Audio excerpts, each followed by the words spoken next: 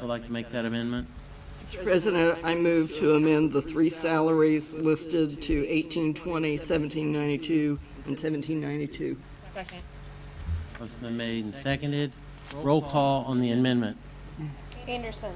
Yes. Marshall. Yes. Powell. Yes.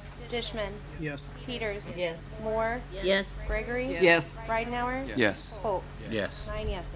Mr. President, I move for the introduction of ordinance 2719 as amended. Second. Do you have anything else on that? Are you good? Yeah, it's good. Anyone from the council have any more questions? I do. Mr. Ridenour? So if we take these salaries from 1647, which is in the general fund, we add the $1.73 per hour, do we also need to increase the HERF, Social Security? Yes, but all the it'd be a benefits? small, it'd just be a small amount. There's other places we can transfer that from for the remainder of this year, and it would be included in next year's budget. And then what is the agreement that says that the sanitary district pays us for these three people? I don't know, I've not seen an agreement. I've seen the district's ordinance, which says that they'll just pay that for work performed. Because the accounting office, the controller's office does all We the have somebody coming bookkeeping, up to speak, I think. finances, and payroll for the Second, we district. have somebody from personnel coming up to speak.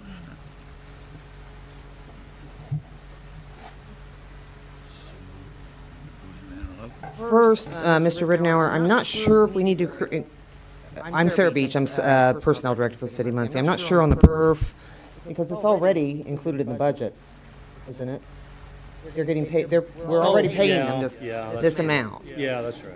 Okay, the reason this happened is because a couple of years ago, when the previous controller was here, she, the controller's office does quite a bit of work for the Muncie Sanitary District. I mean, at least half the load is doing work for them. And so she made an agreement, I don't know if it's in writing or not, but she made an agreement with Muncie Sanitary District to supplement the controller employees' wages for the work that they're doing for them. So, and this happened, Audrey was still here, so it was probably about 3 or 4 years ago. Okay, I'm sure you were just exaggerating, but you said about half the work they do. Shouldn't the sanitary district be paying much more? I would think they should, but that's, that's the agreement that was worked out. Kevin, do you have the, Sanitary, not with me right now. okay, but can you send that to us so that we have Yeah. that? Okay, so that we know what's going on. Do you have any other questions? Thank you. Did you have a question? I do. Or who'd you have the question for? It doesn't matter either or. I just, Paul, I mean, do they pay you yearly to offset this? No, it's just added into our hourly amount. No, I'm saying when you're reimbursed by the sanitary district, how often are you reimbursed for this? They pay an annual payment to general fund, and it comes from there. Okay, thank you. What is, And it's an annual payment for, I think it would include everything, including, I don't know, anything besides what my office would do. Okay. Ms. Peters, are you done? Ms. Powell? thank you, sir. What line item is that in, and as far as municipal, income? Yeah. It's in anticipated revenue somewhere. I'd have to look to see what line it is. Okay. But it's a $300,000 payment annually. I don't recall seeing anything from the sanitary district at all. Okay. Mr. Marshall? I have one more. If it's 300,000, who are the other employees that are paid this amount? If it's 300,000, who are the other They're just- employees? I have 4 employees plus myself. And that's, you said it's about 300,000 that we receive? That's what they pay us. Okay. Okay, thank you. Times 3. That's only $10,000 for these. Sarah Beach again, City Personnel Director. The The $300,000 of which this money is part of is what is in the budget under pilot or payment in lieu of taxes.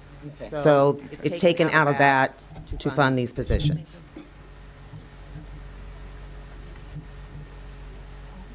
Does anybody else have any questions? Mr. Barber, you would like to ask a question?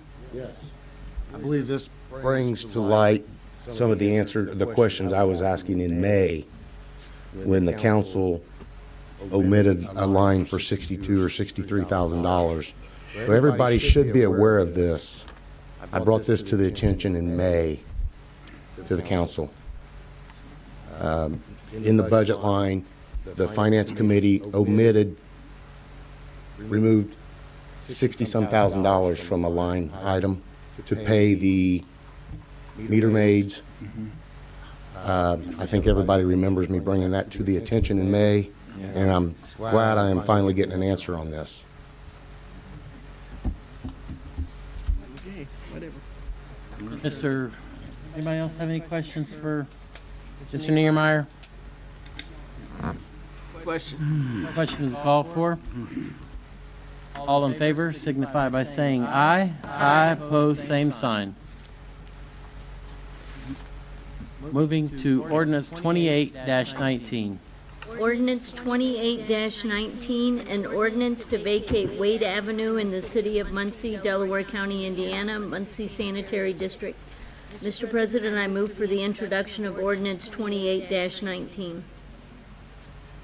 Second.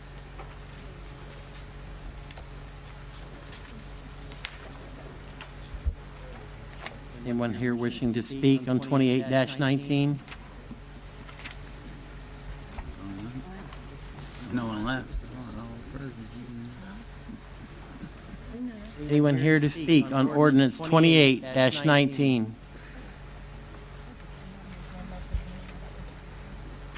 Mr. President, I move to table ordinance 28-19 Second. since there's no one here. Motion been made and seconded to table. Do we need to take a vote on that?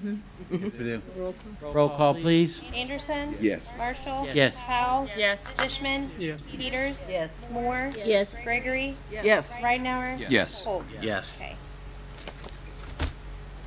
Okay, moving on to resolutions. Resolution 13-19. Resolution 13-19, a resolution making transfers within the Muncie City Court budget. Mr. President, I move for the adoption of Resolution 13-19. Second. Motion been made and seconded. Hi, Judge Amanda Donick, Muncie City Court. This is dealing with my public defender position. When I came in, it was an employee. I've kind of tried to change some things up, figuring out what works best. Actually works best if it goes back to an employee instead of independent contractor. I've put it in the budget for 2020 at $32,000. So I've taken from this year now to the end of the year, prorated it out. This is the amount that is left in the contractual line item, moving it to the public defender employee line item. The FICA is in there, the Medicaid, Medicare, PERF, and health insurance. I spoke with Claris in the controller's office. She said we could settle up the health insurance and the life insurance at the end of the year, that we didn't have to have those figures for today. But the full $20,000 will zero out the contractual line item, and the rest of the figures deal with it. I put $1,340.55 in health insurance, and that would zero out the 20. What was that number again? Any questions? Mr. Ridenhour? What was that number again? Okay, health insurance, $1,340.55. And thank you for breaking out the FICA, the Medicare, and the PERF. Very nice. We don't need to hear from Sarah B. Anyone else from council? No. Anything else? Question. Question, wait. Sorry, didn't see you there. Amanda. Before you guys pass this, I just want to make sure that, I don't know what she was paying on the contract on this, but you need to make sure that the amount that is being approved for this is in line with what the salary ordinance says, or we need to amend the salary ordinance. I had spoken with a couple of the council members. The contractual line item was $40,000, so we're going to drop that down to 32 salary. I think, I don't know what the salary ordinance says, that's why I didn't know if we needed to amend it or if council needed to amend that moving forward to accomplish this, but the numbers I have would be turning it into an employee position the month of August. I just want to make sure, because we've had problems before on this, and where we don't discover it for like 6 months, and then then we need to either make them pay it back, or... If it's lesser than this, Ms. Powell? Yeah, go ahead. if it's lesser than the salary ordinance, then we would be okay, because as long as it doesn't exceed what the salary ordinance states, then we'll be fine. As long as, because this will be an hourly rate employee, it's not a salaried employee. And so, as long as what you're paying the person for the remainder of this year and then into next year does not exceed the hourly rate, then otherwise we need to amend the salary ordinance. How many more hours are they gonna work? No, I haven't. Ms. Powell? No, Ms. Gregory? Gregory. Sorry. It's been a long time, hasn't it? I think I would prefer to go ahead and pass this tonight, and one or the other of you come to us next month with another change if we need one in the salary ordinance. And I would think the salary ordinance would be for the 15.7 figure. For the rest of 2019, yes, because that would be the 32 prorated out for the month of August through the end of the year. Right, verify that this 15.7 doesn't exceed what the current salary ordinance has. If it does, then bring us a new salary ordinance. Thank you. Thank you. Wait, Question? Question's been called. Roll call, please. Moore, yes. Dishman. Yes. Powell. Yes. Peters. Yes. Marshall. Yes. Anderson. Yes. Reinauer. Yes. Polk. Yes. Gregory. Yes. It says 40,000. Does that say 40? Okay. Resolution 14-19, I'm going to withdraw that. Is there anything I have to do besides? You've done it. I'm just going to withdraw that, resolution 14-19. Okay, moving on to other business. I'm going to pose a question to the council members on, we've got 10 signed up. This is going to be locked. We're not going to take any more. Each one will have 3 minutes to speak. We won't tolerate any attacks against individuals. Let's be courteous to one another, you know, we can all work together. So, yes. Mr. President, before you start that, I do have a few questions for someone. Okay. I would like Chief Bell to come to the podium, please. And then we'll do that, okay?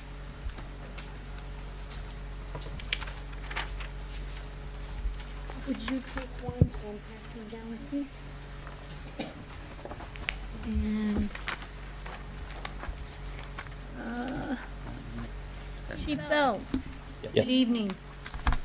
Are you familiar with the paper stating the contract addendum request from the city that was given to the Muncie Fire Local 1348? What addendum are you talking about? If you'll approach, I will show you. Is that, hang on. Well, I had it all here.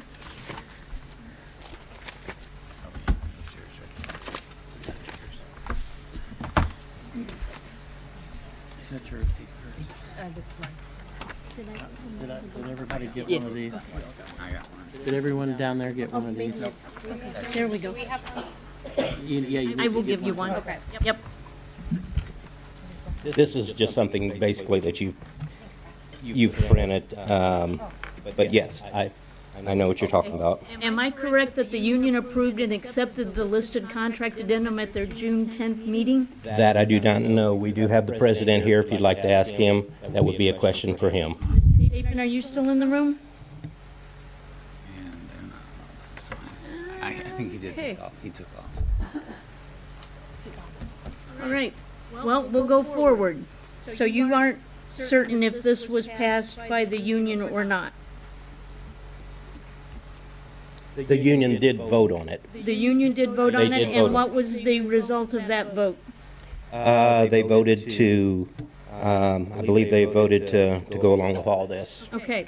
Are you familiar with Resolution 10-18 approving the collective bargaining agreement with the Muncie Firefighters IAFF Local 1348, which was passed July 2nd, 2018 by this council? This is something, again, that needs to be, in my opinion, passed. This is not something that we are going to go forward with. So None of what the union agreed with, you're going forward with? we are not going forward with the minimum staffing. You are not, so you're going to keep minimum staffing We at are. 25? Okay, 24 plus 1. 24 plus 1 battalion chief. Okay. So you don't need to bring, how are you going to run the ambulances with that amount of staffing? It speaks to a minimum of 25 total firefighters for the day. So we are not breaking the contract if we stay above that. So basically what will happen is we have a certain allotted money that will be spent on overtime. That money runs out and then we'll be done with that, so. Okay. I need to borrow, nope, I need to borrow this a moment. This one? Yep, I need to borrow that a moment. So the addendum of, okay, what I'm looking at here actually replaces terms in the contract. Okay, again, that is not something that you see my name on that has been accepted. This is something that the union has agreed to. Okay, now, It has to be agreed by me and the union. It has not been agreed to by myself or the council, or the council. because you've not brought an ordinance. Is it your intent to bring an addendum to the council? We are, again, if you read the contract, it states we have a minimum standing of 24 men per day plus 1 battalion chief, which is 25. If we don't go below that number, then we don't have a problem. Again, Okay. if we stay above that, we're fine. Okay. What about adding the sentence that says that you will run the, with the exception of the tower apparatus, which will have 2 instead of 3 paid personnel? That's Right. a change to the contract. No, the manpower is still the same. How is it the same if you say it has to have 3 to run a truck and you're saying now it's 2? We are saying that there has to be 25 men a day. If we have 25 men per day, we can run every truck in the city. Okay, but the contract says that the trucks will run with 3. Okay? This is a violation of the contract if you allow it to run with 2. Okay? Again, Yes, hold your applause, please, till they're everything's Again. finished. this is a minimum staffing level. Right, well, this says, I mean, I'm reading right from ordinance, or I'm sorry, Resolution 10-18, which had a copy of the contract in it. And it says, for the safety of the citizens of Muncie, as well as the safety of members of the Muncie Fire Department, any truck placed in service shall have a minimum of 3 paid full-time suppression personnel. That is true. And what the union has agreed to is to drop that level by 1. Okay, so But we will still have at least 25 people per day. that contract addendum would have to come before us. Are you in agreement with that?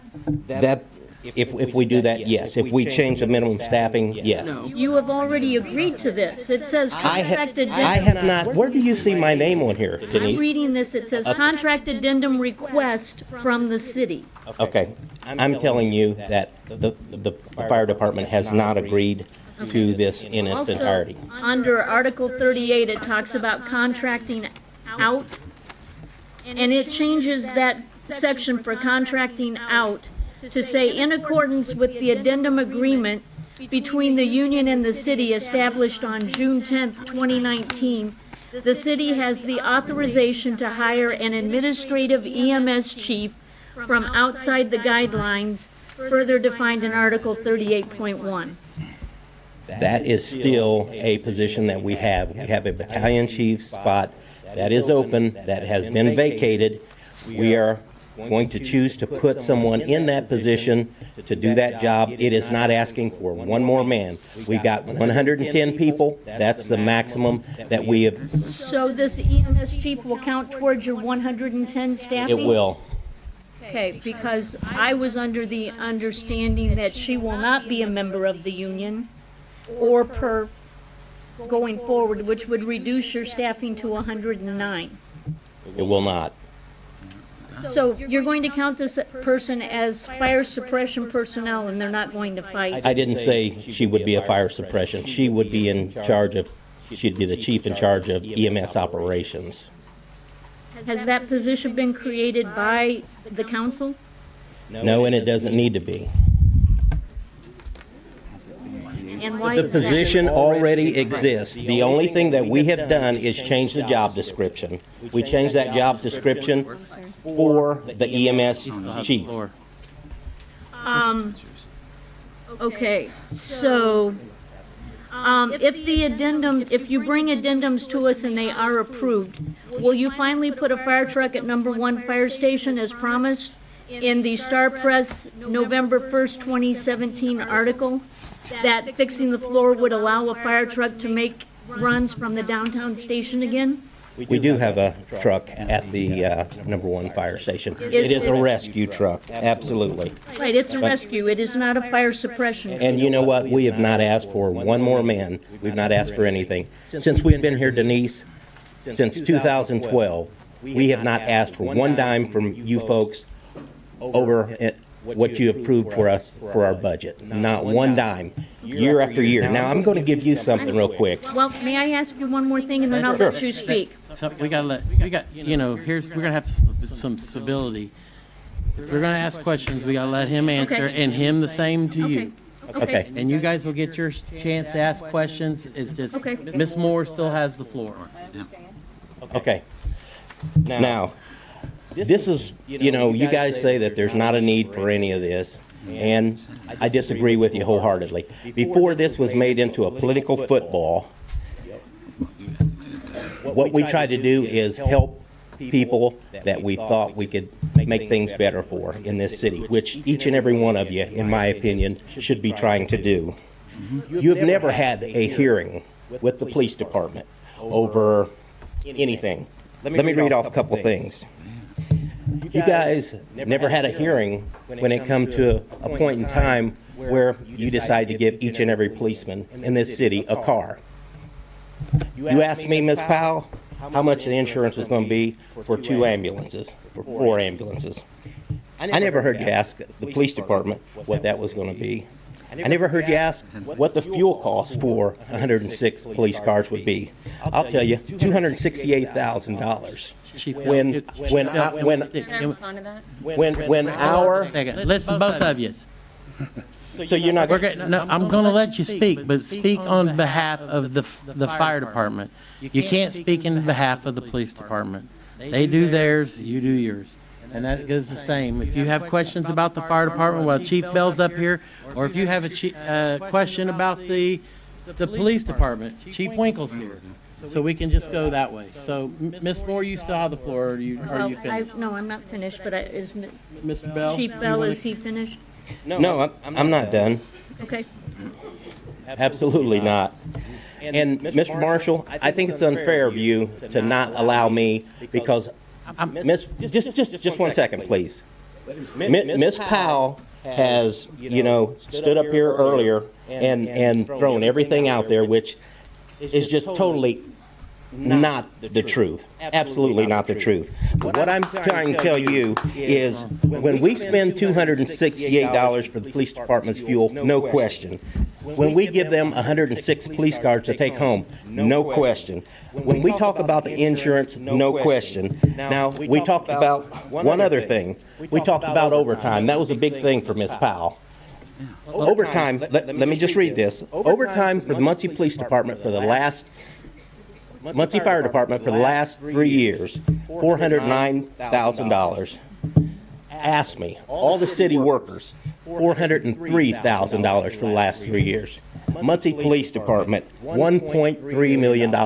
And yet we don't say anything. You chastise us. I don't care if we lose, I don't care if we lose, $50,000. But the program that we're trying to do is saving lives. It will save lives. Ms. Moore, are you?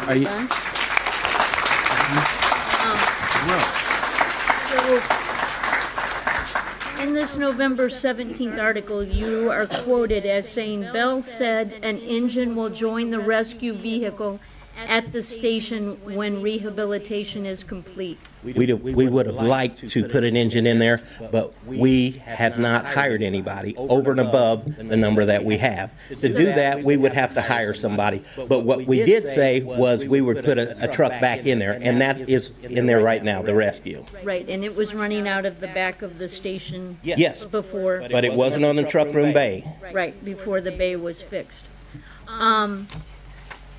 Ms. Moore, are you gonna? I'm done. I'm done. Okay, Ms.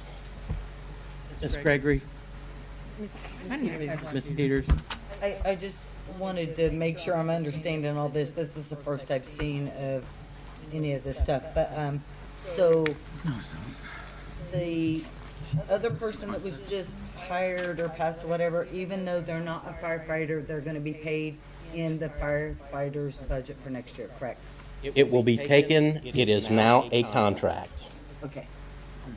That is something that is done on a regular basis. We have contract employees throughout the city. Okay, but they're, Now, if we hire her in a different way and get her over to the fire department, yes, right now she is a contract employee. okay. Thank you. Ms. Powell. I want to first address some things that you said. Last year, the police department had 54,000 calls compared to your 7,000. And so, again, it's apples and oranges, Eddie. You're both under the umbrella of public safety, but what the services you provide are different in nature and different in importance. And so we fund the departments as their needs. But being the fiscal body, you need to look at everybody. You need to look at everything. Absolutely. And the Police department's more Just a second. Answer the question. No, listen. We're going to let you answer the question and Mr. Bell answer the question. We're not going to and the have this back and forth. So when you answer the question, you allow him time to answer it. That's fine. And I just wanted to address that the take-home cars were actually an agreement through MRC, which you also received fire trucks from. And Yes, we did. but both departments received vehicles which allow them to provide services to our residents through the MRC. The police department is paying $80,000 in vehicle lease, and I believe the fire department is paying $9,000. $9,000. Okay. My questions then go to what you said and what Councilperson Moore said. You said you have a certain amount of overtime, and when that's due, you're done. And my question then is, what does that mean? Could you please clarify that? Does that mean that when you're out of overtime, you'll no longer provide those EMS calls, or what does that mean? Well, we do have, again, the Center Township budget. We have set money aside to use that money to back up our overtime. So, and while I'm here, guys, since I've been brought up here, any of you guys know what the percentage is for police and fire of the general fund budget? I'll tell you, it's between 80 and 85%. Now, for us to have two people that have huge conflicts of interest sitting on the finance committee, that would be Nora Powell, that would be Denise. Point of order. Let's just stick to the question. Just stick to it. Now, I can't finish my point. No. Yeah. Who said no? Let's continue with the question she asked. I have one more question, sir. And that is, you talked about how the minimum staffing level will not be increased. Does that mean that if you don't have enough people, enough firefighters to show up at work that day to provide 25 on fire suppression and 6, what happens? We will call someone in. Again, we will be collecting revenues for running the ambulance service. So that money has got to be counted along with the money that we have set aside in that budget. I'm getting ready to, we've got a lot of people in attendance here. and they want to hear other things. So we're gonna move forward. I have a question. I just have one question. One quick question. We're gonna move forward with the other business. Guess we don't worry about budgets. May I ask a question? Sure. Or make a Go ahead. comment? This exchange between this council and the leadership of the fire department exemplifies the problem we citizens of Muncie have with this. And we're gonna. That's why we're moving forward. So Well, if you I'm not finished. Please let me finish. Please let me finish. Well, I'll let you. Hold on a second. I'm moving on to other business. I have people that signed up before him. Is that fair to them? No, just let me finish. Just let me finish.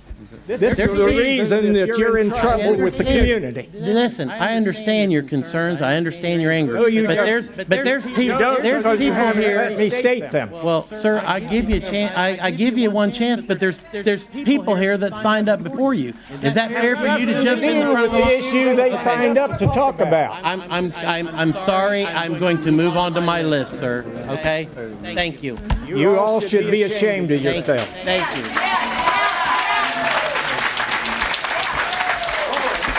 I appreciate that. Moving on to other business. Everybody will be given 3 minutes to speak. Timer, yep. Miss Moore will keep the time. When she calls, that's your time. First up will be Chris Bilbrey. Yes, sir. Christopher Bilbrey, Winchester, Indiana. The documents that I have presented to you detail actions and behaviors that are absolutely outrageous, just like this gentleman's saying. These actions, taken by a member of your own council, along with a select group of officers from the city police department, are inexcusable. The allegations of Councilor Powell weaponizing a select group of officers to attack or silence political criticism is not okay. I'm here on behalf of myself and many of your voting constituents to ask for you all to condemn these actions and behaviors. I know that you're not police, prosecutors, or judges, and I'm not asking you to assign guilt or blame. That is somebody else's job. Rather, I'm asking you as a council to condemn these nasty actions and behavior and help restore a bit of faith in you all within the hearts and minds of your citizens.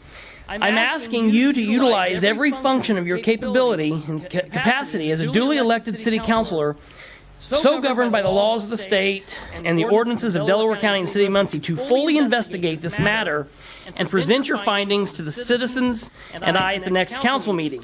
I ask that you censure Councilor Nora Powell for her role in this, and I ask at the very least that you remove her from all standing committees. Civil discourse and debate and disagreement, along with supporting and not supporting various candidates, is called campaigning, and it's the very staple of our political system, a system that you're all part of. It's been said that politics is not for the faint of heart, but what's happened here is not politics. It's cheap and dirty tricks. The mayor, the police chief, and various current candidates running for your all seats have came out and condemned these actions and behaviors. While I'm on the record, I would like to ask the other council members or the other candidates to do the same. I would also like to ask all of you standing here to stand up and support if you agree with what I'm saying when I ask Council President Marshall and the other councilors here to publicly condemn these actions and behaviors. Councilor Powell, back on April 28th during an interview, you were quoted as saying corruption is present where politics are present. What an insight. Lastly, you also said just the perception of corruption damages our community, and I'm here to say that in this fact, perception is reality. Councilor Powell, seeing all of this and hearing this, will you resign your seat on the Muncie City Council today? Will you all, Mr. Reitenauer, Mr. Anderson, Mr. Polk, Ms. Moore, Mr. Marshall, Gregory, Dishman, and Peters, do your jobs and investigate the actions that I presented to you in this council packet? 3208. Ordinance 3208. Mr. President. Mr. President. Yes, sir. Pause his. Pause it. And you have 11 seconds left after this. Mr. Rednauer. I condemn, I don't know, all the details, but I condemn any public official who knowingly does anything wrong or against the law. They should be held accountable. And it should be investigated by the authorities. It should be investigated by the authorities. All right, that's 3 minutes. Mr. Polk? I would say the same thing. If it is found, then yes, I would, yes. And I also agree with Mr. Rednauer and Mr. Polk. Well, with my last 11 seconds, I'd like to say that there is a statement that wasn't. They used it. What? No, Okay. he's got 11 Okay, seconds. go. Restart it. Reset, go. There's a statement where a police officer filed that he was told that she had been attacked or threatened or had problems with myself, but yet there's not a police report on file. So I would either say that that's slander. Time. I'll leave it at that. Thank you.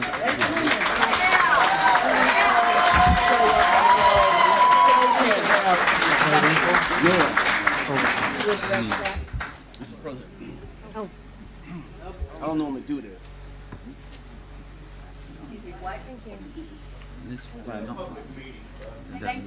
We're on recess.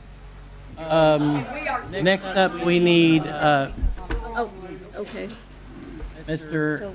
Aaron. I cannot pronounce his last name.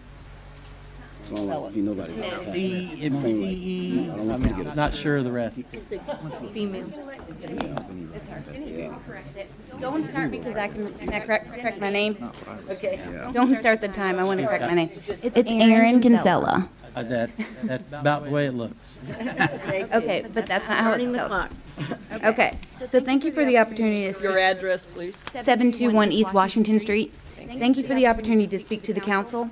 Let me begin by saying my reasoning for speaking before you tonight has everything to do with our journey here and choosing Muncie to settle to raise our children. We are not the traditional family from this city. You see, it all began 12 years ago when we first began our professional journey in search of our final stop, to raise our family and committing to a town that we felt would provide support for us all.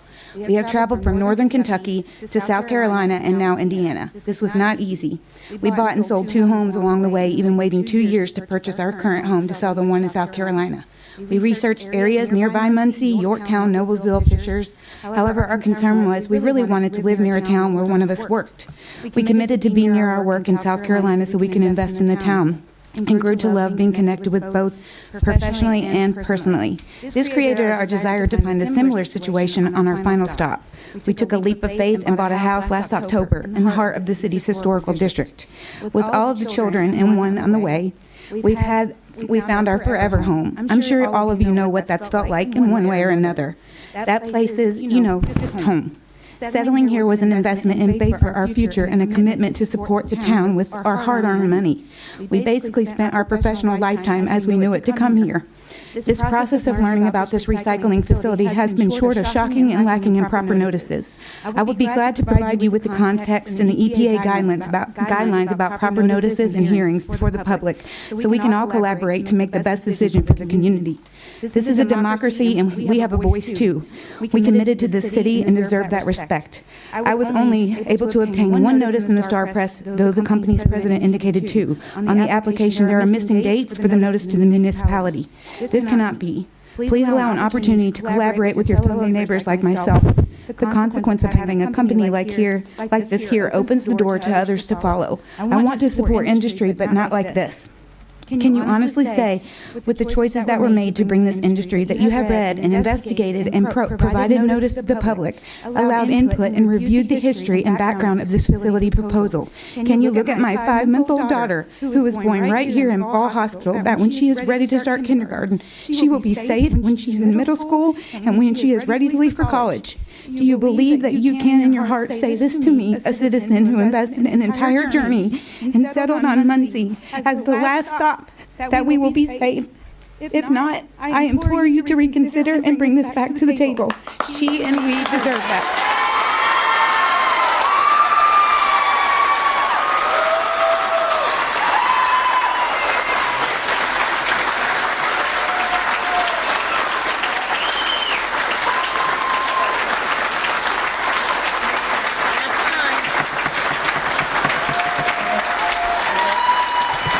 got more people that need to speak.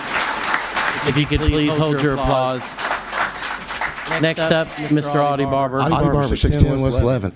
Young lady, I thank you. Thank you. All these constituents out here, all the way out to the bank next door. You guys researched this EMS project a heck of a lot more than you have researched this EPA problem out here. A whole lot more than the EPA project thing that's going on out here, this recycling plant. And you guys all, every one of you ought to be ashamed of yourself for allowing this to happen in the city of Muncie. It's not a fish farm now. It is a mercury recycling plant. That is uncalled for. You might as well just call them and say, hey, let's make Muncie a nuclear waste site, because it's exactly what you're doing. Exactly what you guys are doing. Every last one of you, all 9 of you, should have that. Every time you go to sleep from this point on, that should be on your mind before you go to sleep. And another thing, I can applaud people when they're right. When people are wrong, when I am investigated by the City of Muncie Police Department for no reason whatsoever, and I was accused of making threats to council people on this board during this meeting, I've got police reports and all that information to back that up. There's something that needs to be done. This is crazy. Now we've got other people out here that are doing the same thing, checking to see how many times they've been run by the Muncie Police Department. It is illegal, guys. I've got a letter from the state police saying it is a criminal crime for them to be doing what they are doing to their citizens of Muncie, Indiana. Period. And for you council members to allow this to go on and ask that it happen, or be shown the information that was provided by IDACS, that is a crime, guys. And laughing and smiling about it is so wrong. These are your constituents out here. Why do you think these people are here tonight? It's not because it's a nice evening and it's good and cool in the building. It's not that. It's because of this crazy stuff that's going on, not being transparent. If council can't be transparent, nobody else can be, guys. You should be held to that. That is exactly right. And that's the reason there will be tort claims filed probably this week against the City of Muncie and against the City Council and also against NorPal. Thank you. Next up, Mr. Troy Tackett. I think that's Tackett.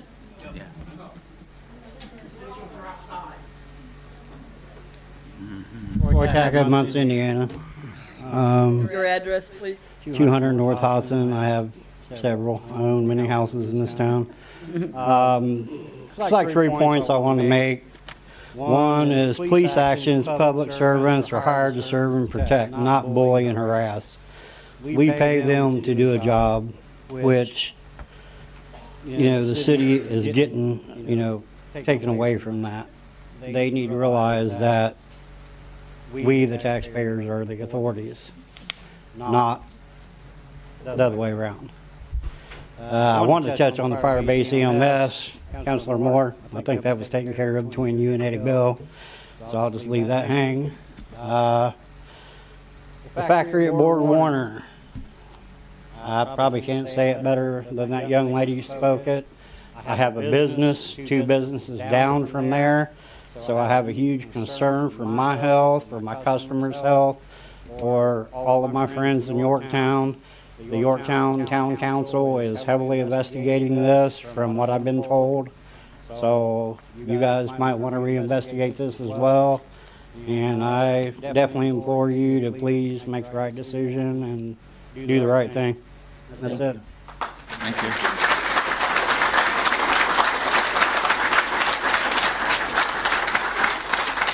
There's no way I can say this last name. Jim Rye. Okay. Sorry. I'm sorry. My name's Jim Rabarchik. I live at County Road 300 East. On June 27th, a city official asked me to review the permit application for this smelter project. Immediately, it was evident that it was riddled with sloppy science and just plain wrong statements. I came up with almost 200 problems and questions in a quick review. Contrary to the statements in the Star Press, your ultimate priority is not economic development. It is to protect the health, welfare, and safety of the citizens of Muncie.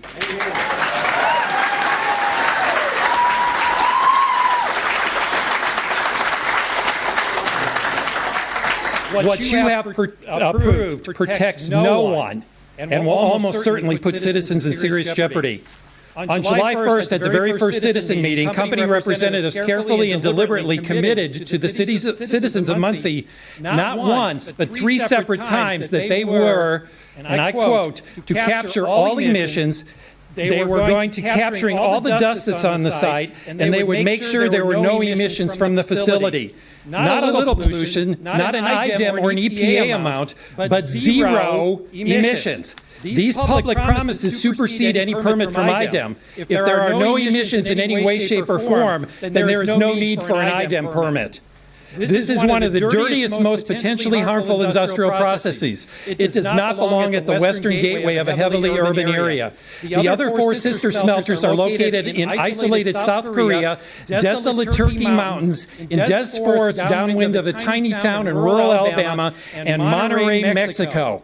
Monterrey is one of the most heavily industrialized and polluted cities in Mexico, with little to no regulatory controls. Did any of you see the PBS program last Monday, Point of View? It highlighted 16-year-olds from Monterrey, Mexico, tackling major environmental problems at the International Science Fair. The students knew they couldn't stop the industry or the pollution that was so bad, but they could creatively reduce it by painting their houses with a special paint.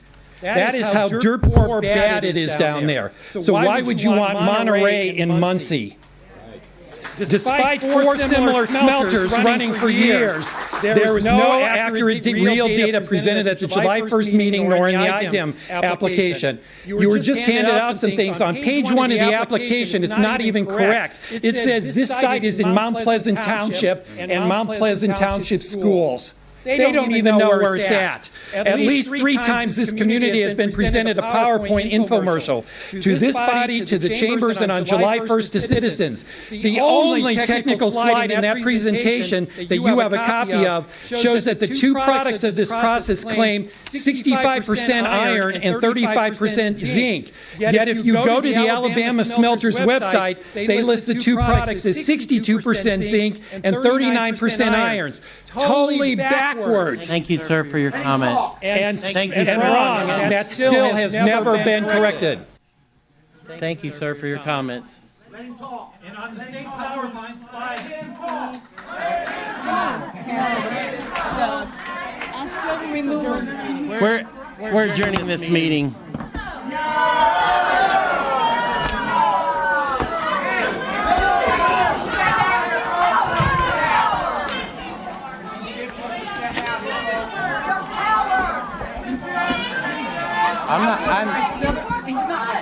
Well, then, you know what? I can't. Control of this. You're the boss. I am. I'm calling the meeting over. You